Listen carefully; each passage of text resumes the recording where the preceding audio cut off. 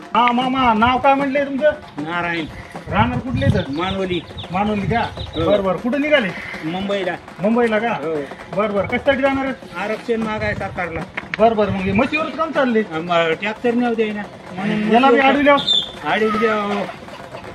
ट्रॅक्टरला तुम्हाला नोटीस पाठवली? सरकारच्या हवाली करू मग चट. असं आहे का? बर बर. सोबत काय घेतलंय? कॅन आतराय पांघरायचं तर सगळं इथूनच नियोजन? हो. बर बर बर. कॅन कशासाठी घेतली? दूध काढायला खायला पुन्हा. बर बर. मग तुमचं खाचं बी स्वतःच करणार हो तुम्ही? हो.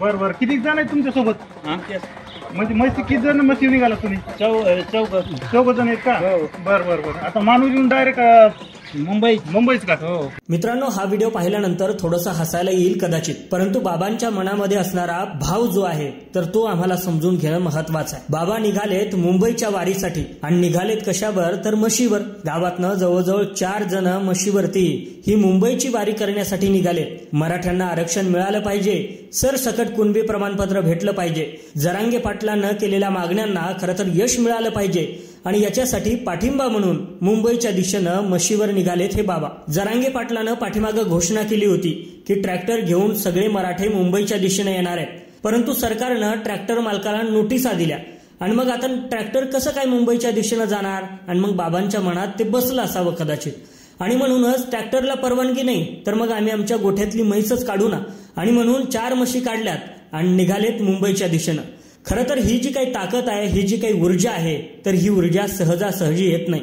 कितीतरी पिढ्यांनी ज्यावेळेला हे दुःख सोसलं, कितीतरी पिढ्यांना या सगळ्या यातना सहन कराव्या लागल्या ना, त्यावेळेला कुठंतरी या सगळ्या गोष्टी झाल्यात आणि मग म्हशीवरती बाबा बसलेत सगळं सामान घेऊन, अगदी दुधाची कॅन सुद्धा घेऊन बसलेत.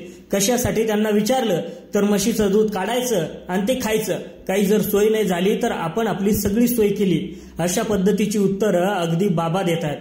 त्यांच्याकडे पाहिल्याच्या नंतर थोडासा विनोदी व्हिडिओ वाटेल कदाचित की म्हशीवर बसून कुणी मुंबईला जातं का, परंतु त्यांच्या मनातल्या भावना समजून घेणं मला वाटतं महत्वाचं आहे. मराठा समाजाची या सरकारनं चालवलेली थट्टा, पाठीमागच्या 2 दिवस झालं मराठा समाज खरं तर मुंबईच्या दिशेनं जातोय.